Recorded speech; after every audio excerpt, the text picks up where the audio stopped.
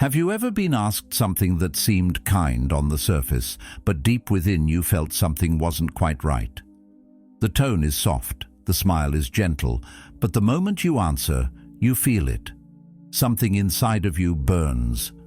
That feeling of doubt, the realization that you've just walked into a trap and you didn't even see it coming.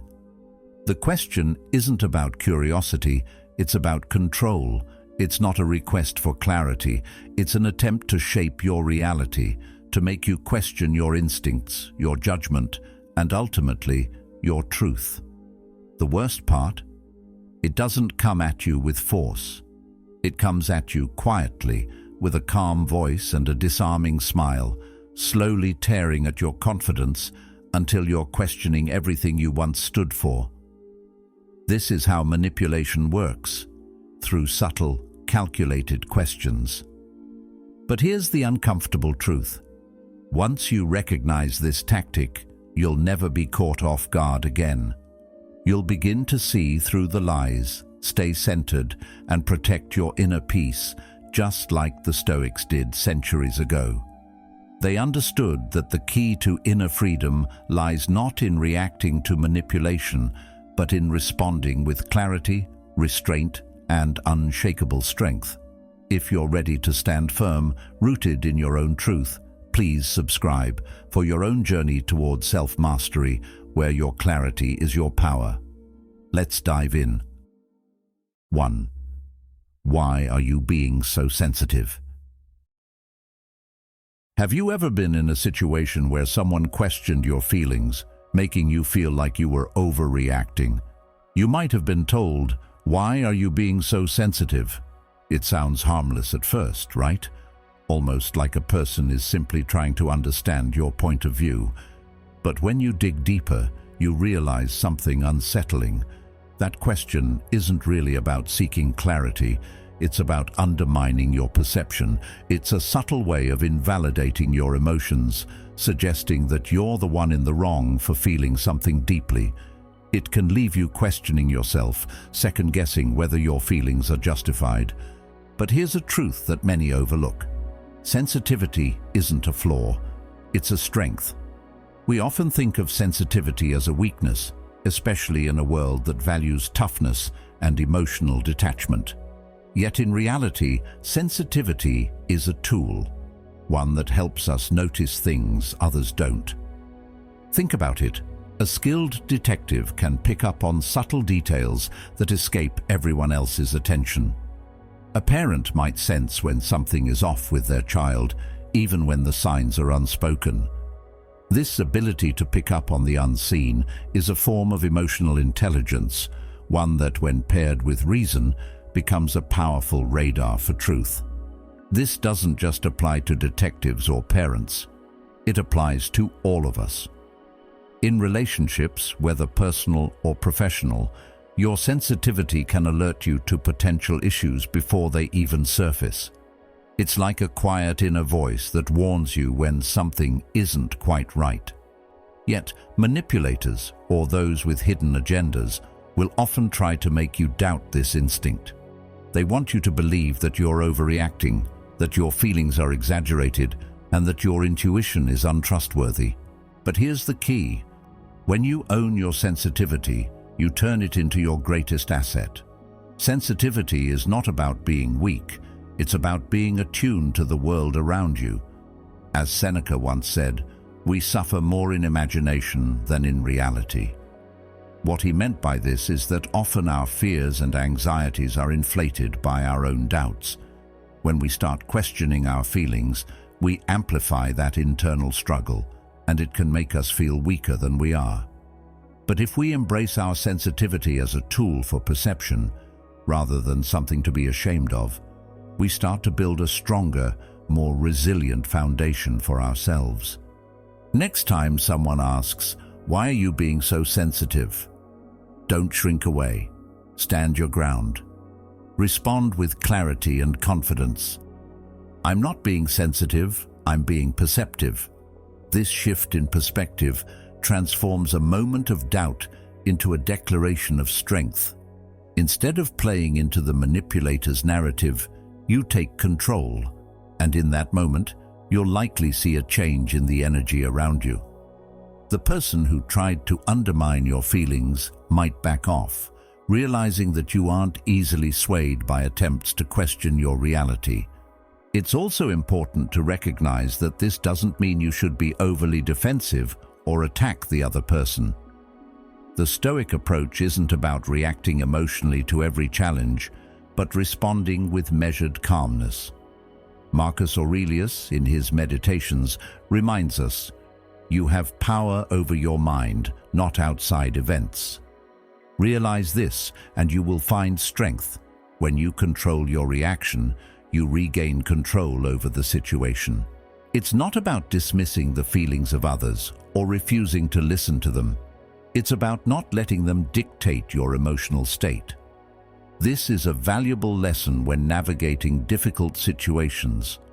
Think about the times when someone tried to tell you that your feelings were too much or overblown. What if, instead of apologizing for being sensitive, you simply acknowledged your perception? After all, perception is reality, and when you validate your own feelings, you stop giving power to those who try to manipulate or dismiss you. One of the most empowering things you can do for yourself is to stop apologizing for being perceptive. Being aware of subtle dynamics, noticing what others overlook, and trusting your gut are all skills that serve you well in life. And when you stop questioning those skills, you reclaim your confidence. The next time someone tries to tell you that you're too sensitive, think of it not as a criticism, but as a confirmation that you're tuned into something they're trying to hide. Instead of feeling defensive, remind yourself that you're simply paying attention to what others miss. In fact, it's important to keep in mind that sensitivity is often a sign of inner strength, not weakness. People who are truly in touch with their emotions and their environment have a greater capacity for empathy and awareness. They understand what's happening around them because they listen, not just with their ears, but with their hearts. When you recognize this, you begin to see how much power there is in paying attention to your feelings. Instead of seeing sensitivity as something to be avoided, you start to see it as a tool to help guide you toward truth. So, the next time you find yourself confronted with that familiar question, why are you being so sensitive? Pause and reflect. Recognize it for what it is, an attempt to make you doubt yourself. Then respond not with defensiveness, but with calm confidence. Embrace your sensitivity, for it's not a weakness, but a strength that can guide you toward greater understanding and self-trust. And in that moment, you'll not only stand firm in your own truth, but empower others to do the same. 2. You trust me, don't you? Have you ever had someone ask, "You trust me, don't you?" It sounds simple enough, right? Almost sweet, like a request for reassurance or a genuine desire for closeness. But when you really think about it, doesn't something about that question make you feel uneasy? It's not just a question, it's a tactic, a carefully crafted move designed to put you on the spot. The words might sound innocent, but behind them lies a layer of pressure, pushing you to silence any doubts, to stop questioning, and to simply accept their word without scrutiny. Here's the problem with that question. Trust, when it's real, isn't something that can be demanded. It's something that's built over time, earned through actions, consistency, and transparency. Real trust isn't about asking for it, it's about showing it. Think about it. When someone shows up for you day in and day out, when they follow through on their promises, that's when trust is established. Trust is a product of integrity, not manipulation. When someone asks, "You trust me, don't you?" what they're really doing is asking you to give them something they haven't earned. Your faith, your confidence, your blind loyalty. They're asking you to ignore your instincts, to stop thinking critically, and to just hand over your trust. That's not genuine trust. That's control. It's about getting you to abandon your judgment and believe in something, even when your gut tells you that things aren't as they seem. Carl Jung once said, "The most terrifying thing is to accept oneself completely." This isn't just about self-acceptance, it's about being able to face reality as it is, no matter how uncomfortable. When someone asks you, "Do you trust me?" they're trying to manipulate your reality, to make you feel guilty for questioning them. They want you to believe in them without any real foundation of trust. But the Stoics teach us a better way. We shouldn't trust blindly. Instead, we should trust based on reason, reflection, and personal judgment. The next time someone asks you this question, take a deep breath. Don't feel rushed or pressured into answering. A calm, measured response is the best defense. You might say, "Trust is something that's built over time. Are you asking me to abandon my judgment?" This simple yet powerful response flips the dynamic. It puts the spotlight back on their actions and challenges them to prove they are worthy of your trust. It forces them to consider whether their behavior has earned your trust or if they are simply trying to manipulate you into giving it. It's important to remember that the Stoics lived by this principle. Don't let emotions dictate your judgments. They believed that clarity and reason should guide us, especially when making decisions that affect our well-being. Marcus Aurelius, in his Meditations, reminded us, "Accept the things to which fate binds you, and love the people with whom fate brings you together, but do so with all your heart." Trust isn't about letting someone dictate your feelings or demanding loyalty. It's about choosing where you invest your energy and whom you allow into your inner circle. True trust is earned over time through consistency, openness, and the courage to stand by one's words and actions. It's not about the question, "Do you trust me?" but rather the question, "Have you shown me, through your actions, that you are worthy of my trust?" That's where the real power lies. Trust is a decision you make, not a demand placed on you. When someone tries to manipulate you into trusting them, it's important to pause and reflect. What are their actions saying? Are they consistent with their words? Are they open and transparent? Trust isn't about believing in someone without evidence. It's about recognizing when someone's actions align with their promises. Trust is earned by showing up for others, not by asking for it directly. And if that question ever catches you off guard again, remember that your judgment is your power. Don't let anyone take it from you with a simple question. A Stoic approach isn't about resisting others or shutting them out.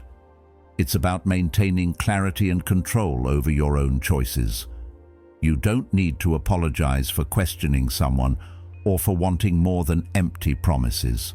Your trust is a valuable gift, one that must be given wisely and with discernment. So when they ask, "You trust me, don't you?" take a step back. Let the question sit for a moment. Instead of answering immediately, think about what they've shown you. Have they earned your trust through their actions? Have they been consistent, honest, and dependable? If not, don't be afraid to say what's on your mind. Trust is earned, you can say. It's built over time, and right now, I need to see more. When you begin to recognize manipulation for what it is, you also start to realize just how much power you hold. Your judgment, your ability to think clearly and make decisions based on reason, is one of the strongest tools you have. Don't let anyone pressure you into surrendering it. Stand firm in your own judgment and let your trust be a reflection of someone's worth, not a weapon used to control you. By doing this, you not only protect yourself from manipulation, but you also reclaim the power to make decisions that align with your values. In a world full of subtle pressures, knowing when and where to place your trust is a rare strength. And just like the Stoics, you'll find that living in accordance with reason, clarity, and integrity will bring you closer to the life you're meant to live. 3. Are you accusing me? Have you ever brought up something that didn't sit right with you, only to be hit with the response, "Are you accusing me?" Suddenly, you're the one on trial. The attention shifts from the issue at hand to your intent, making you the focus of the conversation instead of what you were actually trying to discuss. That's the tricky part. What was meant to be a healthy, open conversation turns into a defensive battle where you have to defend yourself against accusations that weren't even made. The question, "Are you accusing me?" is a classic manipulation tactic. It's designed to throw you off balance and make you second-guess yourself. It's not really a question, it's a calculated move to shift the power dynamic. Instead of addressing the problem, the manipulator tries to make you feel guilty for even bringing it up. It's an attempt to redirect the conversation, to put you on the defensive, and ultimately to derail the discussion. You end up trying to explain yourself or justify your actions, when in reality, you should be discussing the problem at hand. This is where it becomes crucial to recognize the tactic. It's a subtle but effective way to manipulate a situation. The moment you're made to feel like the problem is your accusation, the focus is lost. What was once an honest concern about an issue becomes a challenge to your character. And that's exactly what the manipulator wants, control over the narrative. By asking you, "Are you accusing me?" they not only deflect from the real problem, but also shift the emotional burden onto you. They're getting you to question your own perception and respond emotionally. This is where Stoic wisdom becomes invaluable. The Stoics knew the power of keeping your emotions in check, especially in situations designed to provoke a reaction. When someone asks, "Are you accusing me?" don't fall into the trap of defending yourself. As Epictetus wisely put it, it's not what happens to you, but how you react to it that matters. The key is not to react emotionally, but to respond with clarity and calmness. A Stoic response in this situation would be to pause, look them in the eye, and calmly ask, "Should I be?" This simple, composed answer takes the power back. It forces the manipulator to confront their actions without dragging you into the emotional chaos they're trying to create. In that moment, you're no longer caught in the manipulation. You haven't accused them of anything. You've simply asked them to reflect on their actions. It's a way to keep the conversation grounded and focused on what truly matters. By responding in this way, you maintain control over the situation and avoid getting caught up in their emotional spin. You don't need to raise your voice, point fingers, or escalate the conflict. The power of silence and a calm response can often be more effective than any heated exchange. Think about the last time you were put on the spot like this. How did you react? Did you feel the pressure to explain yourself, to justify your concerns? Most people do. It's natural to want to be understood, to make sure others know that your feelings are valid. But the truth is, when you engage with the manipulator's tactic, you're giving them exactly what they want: control. They want to shift the focus onto you so that you lose sight of the real issue. But when you respond calmly and ask, "Should I be?" you're not just taking control of the conversation, you're taking control of your own emotions too. Carl Jung, whose insights into human behavior have helped us understand the complexity of the mind, once said, "Everything that irritates us about others can lead us to an understanding of ourselves." This applies perfectly in situations like these. When someone tries to manipulate you, it often says more about them than it does about you. Their attempt to shift the focus away from their behavior and onto your intentions reveals something about their character. It's not about your accusation. It's about their inability to face their own actions without deflecting. By recognizing this pattern, you gain a deeper understanding of the manipulation at play. The key to handling this question, and any question designed to manipulate, is awareness. The Stoics believed that we should not react impulsively, but rather respond with wisdom and clarity. A calm response forces the manipulator to confront their own actions without dragging you into an emotional conflict. By refusing to engage in the emotional turmoil they're trying to provoke, you maintain your inner peace. This approach doesn't mean you ignore the issue or let it slide. It means you confront the problem head-on without getting swept up in the emotional distractions. It means you maintain your composure, like Marcus Aurelius taught. The happiness of your life depends upon the quality of your thoughts. In this case, your happiness depends upon the quality of your responses. You're in control of how you react, and when you respond with composure and clarity, you avoid being drawn into a battle of egos and accusations. You don't need to defend yourself. Your calm presence speaks for itself. The next time someone throws the "Are you accusing me?" question at you, take a moment. Don't rush into a defensive position. Instead, reflect on what's truly happening. Are they deflecting from their own actions? Are they trying to make you feel guilty for simply raising an issue? If so, respond with strength, saying, "Should I be?" This answer, though simple, is a powerful tool. It shifts the power back to where it belongs, with you. At its core, this approach is about self-awareness and emotional discipline. The Stoics understood that emotional reactions, while natural, often lead us astray. When you respond thoughtfully, you rise above the manipulation and stay true to your principles. You maintain your clarity and avoid the trap of playing into someone else's game. In the end, the manipulator's tactic only works if you let it. By staying calm and responding with clarity, you take back control of the situation. You don't need to be pulled into their emotional chaos. You are the one who dictates how you respond, and that is where your power lies.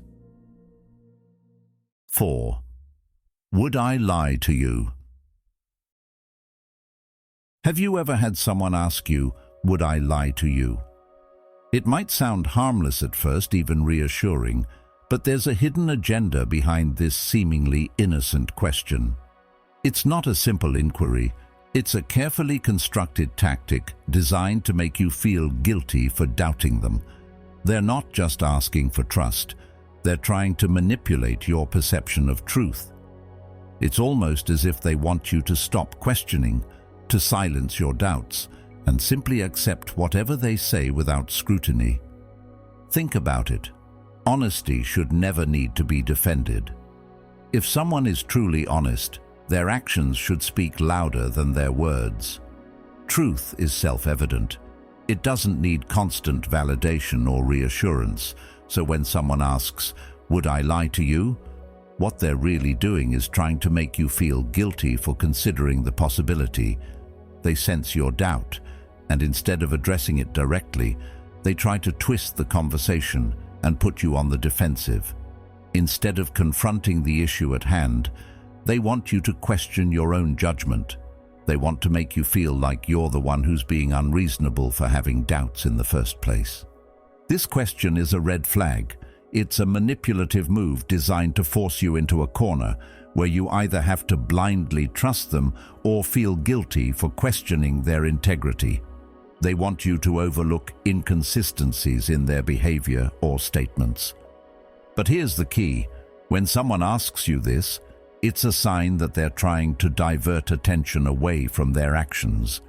They know their actions don't match their words, and rather than owning up to it, they want you to stop asking the tough questions. As Carl Jung once said, "The privilege of a lifetime is to become who you truly are." This means, in part, that we must stay true to our perceptions and instincts, even when others try to manipulate us into doubting them. So, how do you respond when someone asks, "Would I lie to you?" The best response is to remain calm and challenge the question itself. Instead of getting pulled into an emotional defense, take a step back and say, "That's not the question. The question is, would I even know if you did?" This simple yet powerful reply forces the manipulator to confront their own actions. It shifts the focus away from you and puts the spotlight on them. It also serves as a reminder that trust isn't something that can be demanded. It's something that's built over time through consistent, transparent actions.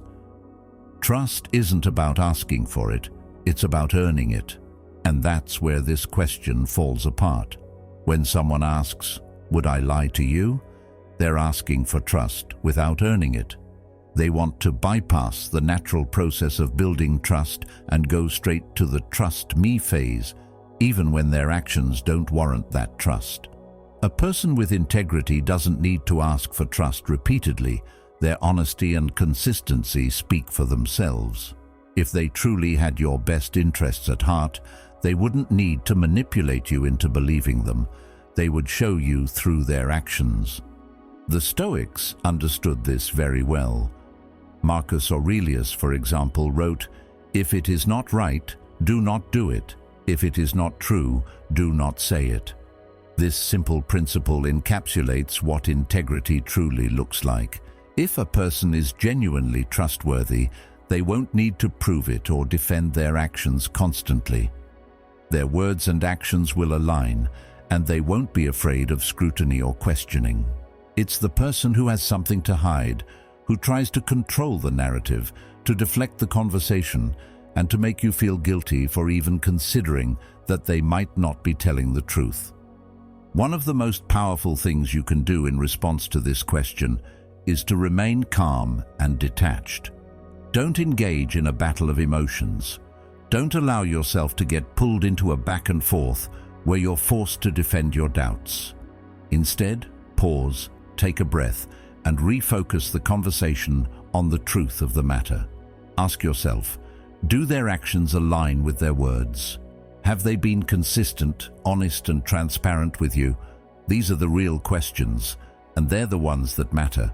When you challenge someone's manipulative tactics in this way, you not only protect yourself from being swayed by their lies, but you also set a boundary. You show them that you won't be manipulated into blind trust. You won't be guilted into overlooking inconsistencies. This doesn't mean you should become cynical or untrusting, but it does mean you should prioritize clarity and truth in your relationships. It's also worth noting that when someone constantly asks you for reassurance, it's a sign of insecurity.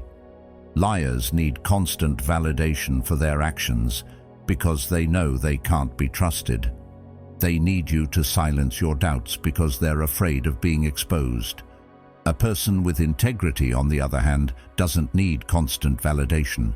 They stand by their actions because they know their behavior aligns with their words. As Seneca wisely put it, it is not that we have a short time to live, but that we waste a lot of it. We waste time when we allow people to manipulate us, to distract us from the truth, and to make us question our own judgment. The time we spend defending ourselves against unnecessary guilt or manipulation could be better spent living with clarity and purpose. By not engaging in these manipulative games, we reclaim our time and energy for what truly matters.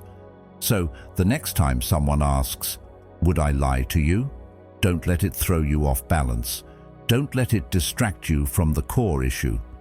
Instead, respond with calmness and clarity, and remember that trust is earned through consistent, transparent actions, not by asking for it or manipulating someone into believing in it. When you stay grounded in your own judgment and recognize these manipulative tactics for what they are, you'll protect yourself from being swayed by false assurances. And in the end, your integrity and your truth will always stand stronger than any manipulative question. 5. Can't we just move on? Have you ever been in a situation where everything seemed off, but you just couldn't put your finger on it?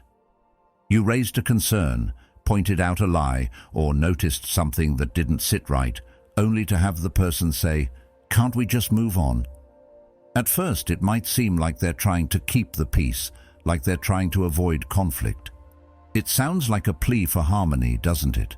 But in reality, this is a tactic designed to shut you down, to get you to drop the issue before they face any consequences for their actions. This phrase is often used by manipulators who have already lied, distorted the truth, or tried to twist your perception.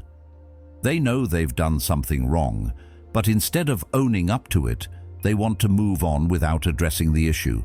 The longer you hold on to the concern, the more uncomfortable it gets for them. Their hope is that you'll tire out, that you'll feel awkward, or maybe even guilty for pressing the issue. They want to shift the spotlight away from their actions and onto your discomfort, making you feel like you're the one at fault for bringing it up in the first place. The key here is understanding that this move isn't about peace. It's about avoiding accountability. They want you to let go of your right to clarity, to move past the issue without getting the answers or resolution you deserve. They're counting on your willingness to back down. But here's the Stoic response to this. Don't back down. Stand firm in your commitment to truth and your right to seek clarity. Marcus Aurelius believed that the best revenge is to be unlike him who performed the injury. This advice is powerful, especially in situations like these. When someone tries to avoid the consequences of their actions, the Stoic way is not to retaliate emotionally or engage in a destructive confrontation. It's to remain calm, assert your boundaries, and stick to your principles. This is the true essence of self-mastery. When they ask, "Can't we just move on?" your response should be calm, measured, and firm. You don't need to raise your voice or escalate the conflict. Simply reply, "I'll move forward when I fully understand what happened." Not a moment before this statement shifts the power back to you. You're not backing down, and you're not letting them off the hook. You're asserting your right to clarity and resolution, and you're doing so without getting dragged into an emotional struggle. It's important to remember that this is not about being difficult or stubborn. It's about respecting yourself and your right to seek the truth. If someone has lied or manipulated you, they don't get to move past the issue just because it's inconvenient for them. They have to face it. The Stoic approach is not to hold grudges or create unnecessary drama, but to ensure that any unresolved issues are addressed. The truth, after all, has a way of bringing peace, real peace, not the kind of superficial peace that comes from sweeping problems under the rug. One of the things that make manipulators so effective is their ability to create discomfort. They want you to feel like you're making a big deal out of nothing, that you're the one who's being difficult. But this tactic only works if you let it. The moment you allow them to move on without addressing the issue, you're complicit in allowing the manipulation to continue. You're letting them set the pace and determine when the issue is over. But remember, the truth doesn't have an expiration date. It's not something that can just be brushed aside when it's inconvenient for someone else. It's also crucial to understand that letting the issue slide doesn't serve you or anyone else in the long run. By pushing forward and addressing the matter head-on, you protect your own sense of integrity. You ensure that your needs are heard and respected, and by doing so, you create a healthier dynamic where accountability is valued and issues are dealt with before they fester into bigger problems. When you face a manipulator, the last thing you should do is let them dictate when things are done. The truth doesn't operate on their timeline.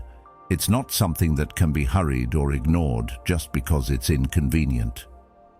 As Seneca once said, time is like a river of passing events, and you can't change the course of the river, but you can choose how to navigate it. In the context of manipulation, time is the tool they use to wear you down, to make you feel like you should move on before everything is clear. But as the Stoics teach us, we have control over how we navigate these moments. We don't have to rush. We can choose to remain calm, clear-headed, and firm, no matter how much pressure is applied. The Stoic path isn't about forcing others to adhere to your will. It's about maintaining your own integrity and sticking to your principles, even in the face of manipulation. When someone asks, "Can't we just move on?" it's not about punishing them or dragging out the conversation unnecessarily. It's about standing your ground. It's about ensuring that your voice is heard, that your concerns are addressed, and that you're not coerced into moving past something without the closure you deserve. So next time someone tries to rush you into letting go of an unresolved issue, take a moment. Don't let them dictate when things are finished. Stand firm in your commitment to truth. Respond calmly but firmly with, "I'll move forward when I fully understand what happened," not a moment before. This not only keeps you in control, but it also sets a powerful boundary that signals to others that you value clarity, truth, and respect. The Stoic way is to remain unmoved by the emotional manipulation that tries to sideline the truth. When you stay grounded in your principles and resist the urge to move on prematurely, you empower yourself to make decisions that align with your values. You create an environment where real peace can be built, not one built on avoiding uncomfortable truths, but on facing them with strength and clarity.